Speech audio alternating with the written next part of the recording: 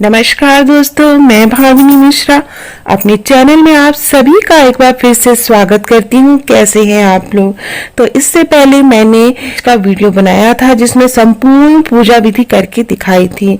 बहुत सारे क्वेश्चन आ रहे थे कि पूजा के बाद मूर्तियों का क्या करना है, फूल माला का क्या करना है, प्रसाद लेना है कि नहीं, जो श्रृंगार का सामान चढ़ाया है उसका क्या करना है। तो ये सारी बातें मैं आपसे इस वीडियो में शेयर करूंगी कि सारी चीजों का क्या करना है, विसर्जन कैसे करना है मूर्तियों का, वो सारी चीजें मैं आपसे शेयर करूंगी। तो पूजा के बाद तुरंत से चौकी नहीं हटानी चाहिए, 1-2 घंटे बाद या अगले दिन आप चौकी हटा सकते हैं।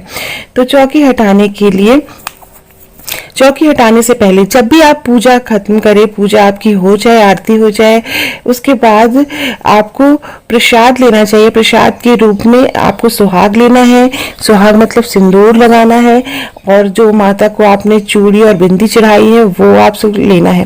सारा श्रृंगार का सामान इस तरह से हटा लेंगे और ये श्रृंगार का सामान आप किसी सुहागिन महिला को दे सकते हैं। प्रसाद के रूप में कुछ चीजें आप अपने पास भी रख सकते हैं।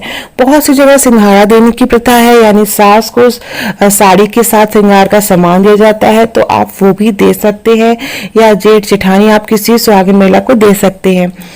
अब जितना भी प्रसाद चढ़ाया है उस प्रसाद को तो पूजा के बाद आप हटा के घर के सभी सदस्यों में बांट दीजिए।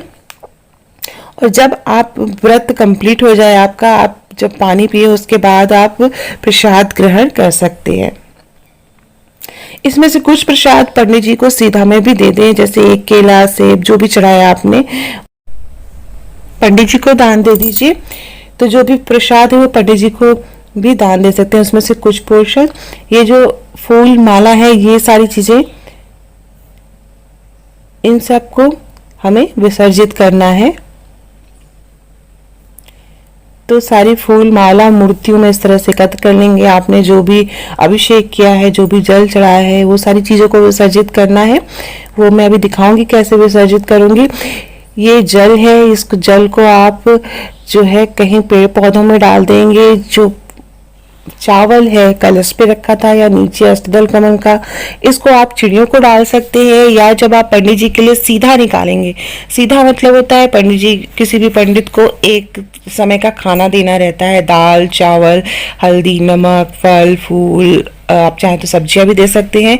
तो वहां पे आप ये चावल दे सकते हैं, पंडित जी को दान दे सकते हैं, उसके साथ पंडित जी को कुछ दक्षिणा दे सकते हैं। इसे विसर्जित करना है। फोटो को विसर्जित नहीं करना है, या अगर आपकी मंदिर की फोटो है तो आप उसको वहीं पे अपनी जगह मंदिर की फोटो रख सकते हैं। ये जो चुनरी या आपने साड़ी चढ़ाई है वो भी आप किसी को सुहागिन महिला को दान दे दीजिए या अपनी सास को दे दीजिए। ये इस तरह से चौकी पे से कपड़ा हटाएंगे, यहाँ पे हम पानी डालेंगे, इस तरह से गंगा जल डालेंगे और हाथ से फेर देंगे और भगवान से कहेंगे जो भी देवी देवता है अपने स्थान पर चले जाएं और क्षमा प्रार्थना करेंगे। कोई भूल चूक हुई हो तो हमें माफ करें। अब मैं आपको दिखा रही हूँ कि मैंने मूर्तियों को कैसे विसर्जित किया है।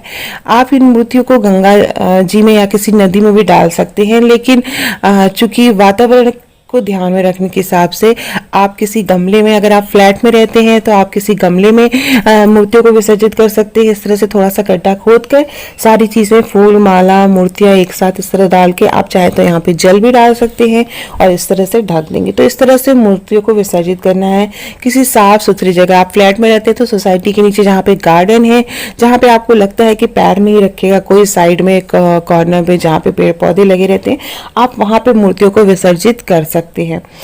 तो ये था संपूर्ण कि हमें पूजा के बाद क्या करना है। बड़ों का आशीर्वाद जरूर लेना है पूजा के बाद, और ये सारी चीजें हैं। बहुत से लोगों ने पूछा है कि सास को अगर हम विडो हैं तो हम श्रृंगार की थाली कैसे देंगे। तो आप उनको साड़ी दे दीजिए, उनके पसंद के कपड़े दे दीजिए, और जो सुहाग का सामान है वो आप किसी सुहागिन महिला को दे दीजिए। अगर कोई नहीं मिलता है तो आप रख लीजिए, आप रख लीजिए। और जब भी कोई मिले, आपको लगता है जेठ जेठानी या ननद जो भी सुहागिन है, आप उनको बाद में भी दे सकते हैं। तो इस तरह से जो भी सवालों के जवाब